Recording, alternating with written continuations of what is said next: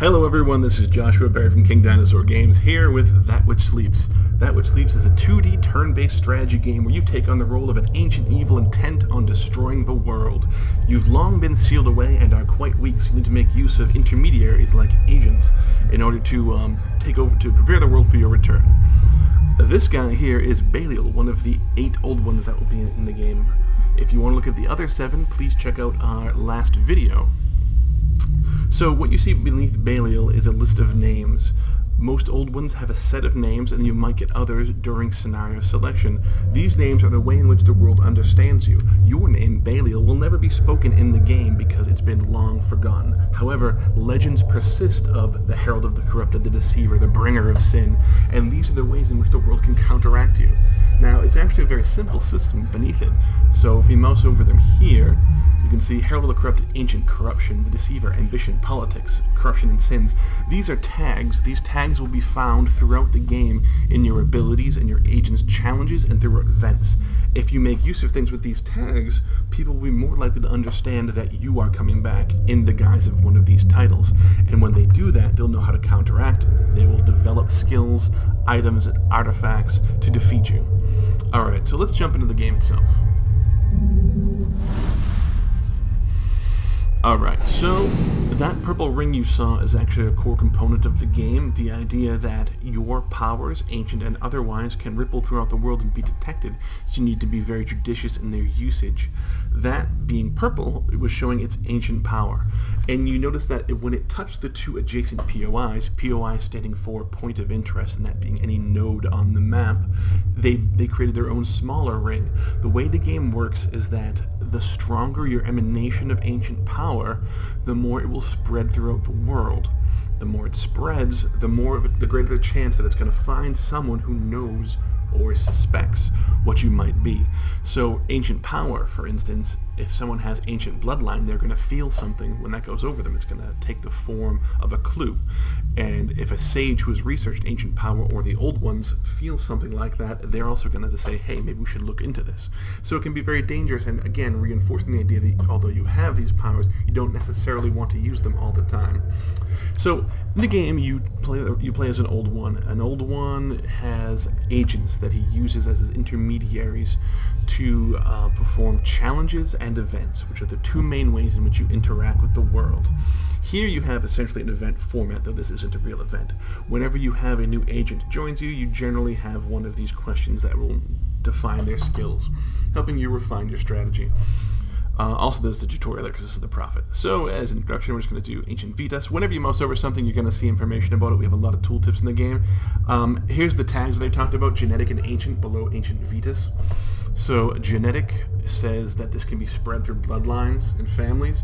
Ancient just says it's of the ancients, of the old ones, and ancients are pretty rare, and it's good, it's very powerful. A lot of events pivot around it.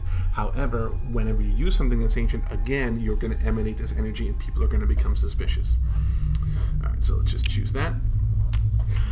Before we talk about the map, because the map has clearly undergone some serious changes, let's talk about how we interact with the world. So clicking on an agent, you're going to see a very simple overview of the bottom of their skills. We've tried to make it so that you don't need to jump into the details view for agents, heroes, for POIs, though of course you can. You click again, you'll open it up and there'll be a lot more information. And we'll talk about agents for a second while we're in here. So you can see this is the basic details view. You're going to see in the middle his minions. He doesn't have any right now, or important artifacts, though if you want to see all items, you can click on the inventory view on the right. In the left, you'll see titles and accolades, so if he's welcome at court anywhere, you'll see that. Upper right is just traits, so Dark Conduit and Ancient Vitas. So these are traits he started with. This is his scheme, Wretched of the Earth. As you can see, it requires unrest. Complexity is the number added to security when determining how long it takes. In brief, your skill for the requisite challenge, so infiltration for an infiltration challenge such as this, versus the security of the POI. So if it's highly secured, the castle, it's very difficult, plus complexity. And that will equal how much time it will take for you to finish to finish the actual scheme or challenge. So Wretched of the Earth, actually, if there's unrest, it will make sure that people get more desperate in their attempts. So it ups the desperation value. Desperation is a threshold value we use internally to say, what are you going to do? How far away from the norm will you behave? Will you just protest, or will you actually start killing people in the streets? Alright, so again, you can tooltip over most of the stuff. If you're looking at the values, they're pretty straightforward. There's something like strength is a little different because you'll see it's physical and ancient. Strength is used for terrorized challenges, but in combat it breaks down into physical and many other components. Here we have physical, which is defended by physical defense, and then we have ancient attack, which is only blocked by ancient defense, which is incredibly rare. Alright, so this is fine, but let's get him somewhere where we can actually do something, because you can't really do much in the Great Seal. He is exhausted. He actually can't do an action right now because an agent can move and then act over a road, but over a rough unless they have the specific trait. So if he had Tundra Acclamation, he'd be able to move and do an action here. Now let's talk about the map briefly before we jump on. So the map, we have two different forms of the map. We have the classical map, which is also called laptop mode, and then we have this reactive mode. The classical mode you've seen before. It's a regular map. It's got the regular sprites on it, and the effects are kind of overlaid on the sprite. Here we have a lot of 3D effects on it. The roads are animated meshes, and we use a lot of tricks here to try and bring data to your view without overwhelming you with icons, which is what happens in the classic mode. That was already a very, very complex game with a lot of levels before the Kickstarter, and after the Kickstarter we've added so much more that we knew we had to figure out a better way to get data into people's hands. So so in the first turn you can see a lot over here, so we'll talk about this area. Even right here with Aventura. You can see there's two effects overlaid on the POI itself. That pulsating blue means there is debate going on, meaning there's some kind of political discussion. That's a very common one. You see that in most capitals. The fireworks means they're celebrating something, so they're very happy. We use that for most of the temporary effects going on inside of a place. Down here you can see the place is on fire. It just had a battle. The New Caledon and Aventura started war, and the north burns. So if you look at this area, you'll see the brown lines are roads. Just a normal road. You can move and take an action over them. Comes with bonuses for battle. The black dotted ones are rough. That means that you can only move and then you're exhausted. It's much more difficult for armies to move across them, and it's more difficult to get supplies through them. What you see here for green and red signifies an army just moved across there. That only lasts for one turn, but it's a way that you can see what's going on in the world as you zoom by. Green is support, so these POIs are popularly supporting this other POI that was just attacked.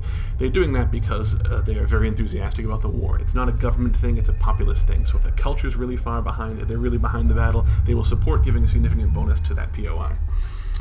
You can see army numbers. That's not population beneath the POIs, that is the current army number, with red if it just went down, green if it's going up. You can see the armies, they dock into it, so the total value of the army here in the low coast is both the army and the garrison of this POI. We did that again to try and save room, so the army just plugs into the POI, you see the total value there, it makes it a lot easier. You can see some highlights here. Highlights are a major upgrade to our system. They're very simple, of course. It's really just mouse over, see what happened. But we align them along the splined roads, either above to represent going left or below to represent right. And you'll see historically what has happened there. There's a lot of asymmetry in the game because there's modifiers, there's orc camp spreading, there's unrest, there's plagues.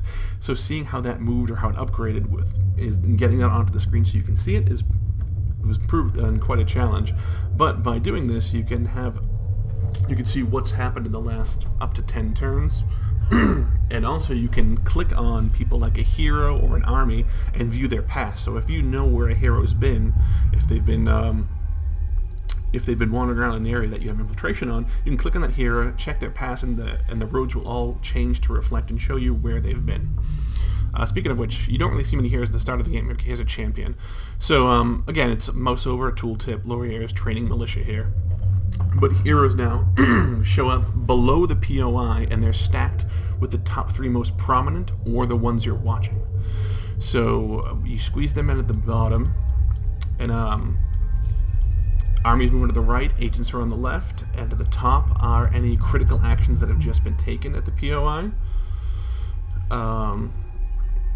Let's see, and so you can also, the security, which is shown on the right, if you click on an army, it will instantly change the defense value. Circles represent just clear, there's no impediment to battle. Squares represent there is a minor impediment that will be in place until there's a breakthrough. And then you can see in Aventura we have a siege area. So sieges take many, many turns to dislodge someone from. Usually only castles and cities have them, but then some underground areas as well can be sieged. Taking a look at a POI, let's look at New Caledon. New Caledon, which is the capital of New Caledon. Again, we tried to cram everything you'd want to see quickly into this POI brief screen instead of the details view. Tooltips are all established here, so you can see the gold, that's where it's flowing in, what it's being spent on, how the garrison value is they're doing normal recruitment right now. City base is 5,000, but you can see there's values that have changed their actual maximum. Modifiers, important modifiers are at the bottom. There are none right now. It's the beginning of the game. You won't see too many, but there is the Inner Sea Company, a merchant guild. This is their headquarters. They deal in slaves and trade goods. It's actually, let's bring up another agent. You can recruit one agent a turn, as long as you haven't hit your max. So let's just jump in here. So this is the agent recruitment screen. You'll only see available agents. It can show up to 12 at a time. However, also if you exceed the, if you're looking to recruit more agents outside of our pool, which is about 23 right now, you can corrupt heroes and they'll appear as a third row at the bottom, allowing you to bring actual heroes into your side. Alright, so you can click on the actual picture for their full breakdown, or you can just read the quick description. The idea is these are your starting three. The peddler works in villages. He has skills that allow him to blend in anywhere and also to disrupt adventurers. The rake works well in the cities. He has the ability to infiltrate institutions regardless of having infiltrated the appropriate district in advance. And then the Outcast is your first caster, really, that appears in the wild, so you can start doing your Eldritch actions if you want to be going down that path. So let's, this is a city, so let's get the Rake. So you can see we've highlighted the cities. Let's pull up there. You can recruit globally, so the Rake appears in any city, and that's a big part of the game and choosing your strategy. You can play the world. So you can have a guy in the upper left, a guy miles away across the ocean in the bottom right. You need to do that because you need to make sure that no place is becoming a bastion that will defeat you. So same thing, the Rake. Sanguine nobility, a creature both vain and cruel. This one will serve eagerly. Let's just choose duelist, that's fine. Alright, so you can, again, you get this. So this is the challenge screen. The challenge screen is almost always the same general representation, but the different zones have much different functionality. So if there is a political entity here, you'll always see that in the center. And you can see here it says the palace denied entry. Getting entry into the palace or the other political entity is usually very important, especially if you're trying to play the political game and controlling the nations. You usually see the terrain, so the outskirts are on the right. And then here we have a city. Now a city is the most complex of all of them. So a city is a series of collapsible districts. Looks like here we're just under the collapsible amount, so everything's shown. And that's principally because you need to infiltrate a district before you can do much there, unless you have some special traits. So you see this place has docks, a market district, noble quarter, slums, and then of course sewers, which are fun. So you'll see a list of actions you can take underneath it, which can range from just a few all the way up to 10 to 15. And then you'll see a list of modifiers. Clicking on a modifier, just mousing over it, you can see what it is, and let's just go and take infiltrate the guild here. So if I click on this, we have no information right now. It'll take 13 turns to do it. Sure, let's just jump in there. You'll see now that there's a slight infiltration pulsation going on over the POI, indicating that the infiltration is going on. You can see on his name in the upper left how many turns it will take, or it estimates, because if the security goes up or your talent goes down, it will take longer. Alright, so let's just go around a little bit, look at the world before we return to nurture our Rake. So talking more about the world, if you haven't been following the game, you're going to see different POI types here. The smallest type is called Wild. It's not colonized. There's no one living there except for modifiers. The next size up is generally villages and forts, other areas where people do live, but not in great number. And then you have the largest, just cities. And you'll also see a few others. So sometimes you'll see, like, there's a faction one here, the Court of Bone. That's a wild spot, but factions are uniquely powerful groups that you can deal with, although of course not this early in the game. This is the off-map point.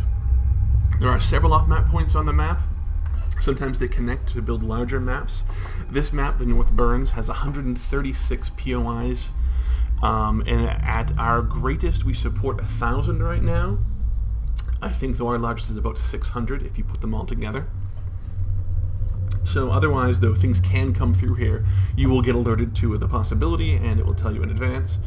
Looking at the waters just as we pass over it, so you'll see trade routes both in land and in sea. We have some animation for them to show off the critical routes. Disrupting those routes is a big deal, especially for merchant republics.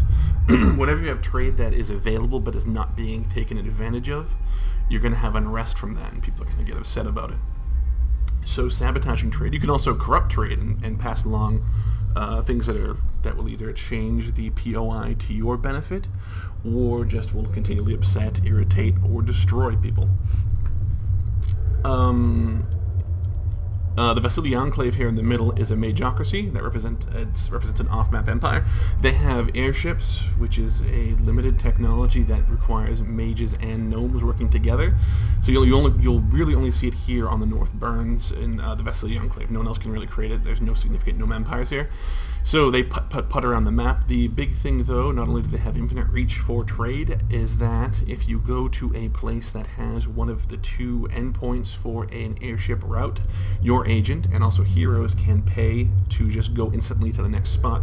So it is the most rapid transit possible. You also can steal an airship, and then you'll piss off a lot of people, and it's a very high-profile action. Flying around in an airship is not a way to stay subtle. Navies, we represent navies now with 3D models. We have 5 different kinds for humans, and we have 3 for different races. And the naval system has been reworked a bit, and it's a bit more complex than it was before, especially before the Kickstarter, but it's still not as developed as the land. You can see this blue light at the bottom. That's indicating that in this sea zone there is Deep One activity. So it's that blue thing is also a portal. So just looking around the world, in case you haven't seen it before, this is the Arden Protectorate. They're the largest or second largest, I'm not quite sure, of the kingdoms, the other one being Silaria, which they often war with. You'll see there's an elven refuge over here. The elves are in Lenware. A few more off-map areas. There are minotaurs over here. And let's go back up. Oh yeah, so you can actually see here's a critical event that occurred. So critical events are usually animated sprites or 3D models that are atop of the POIs, indicating that something has happened. Again, it's a way of expressing data without overwhelming with icons.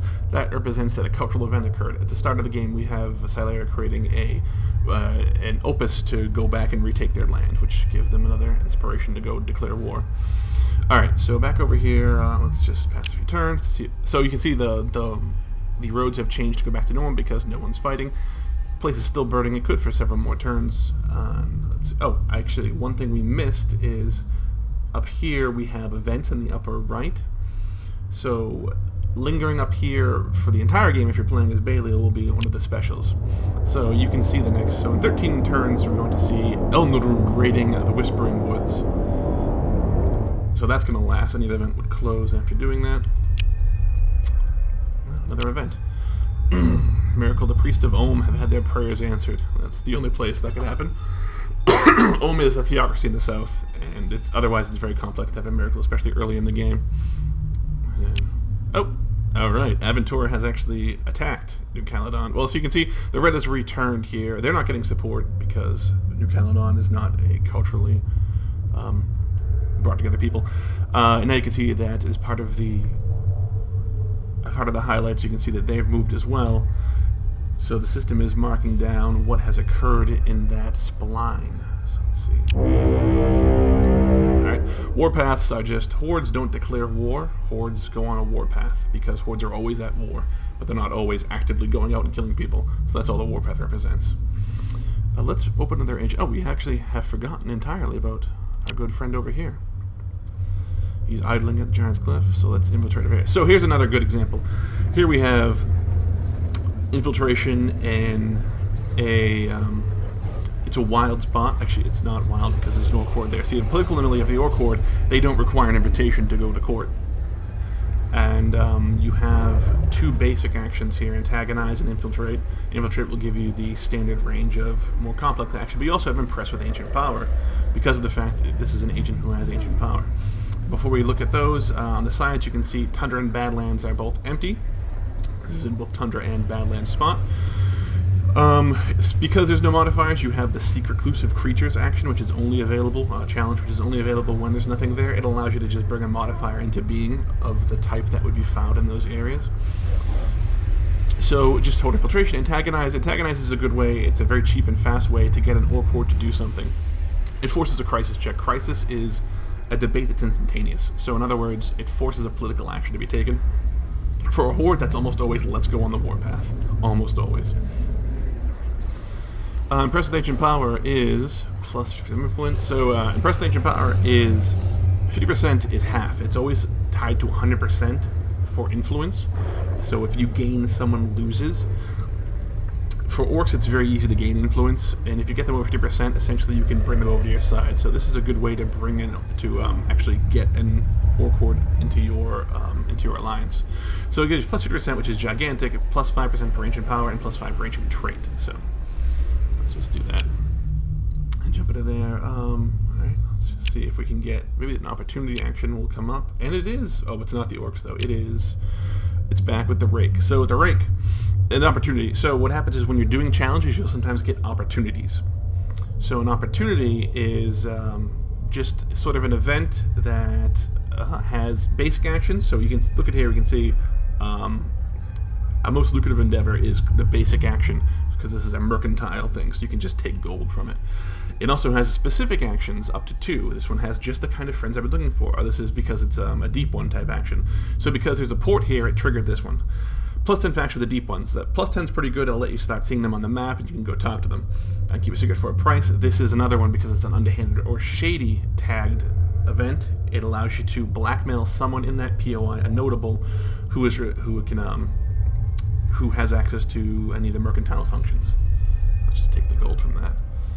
And I think we're just going to stop there. Is there anything else to look at? Oh, okay.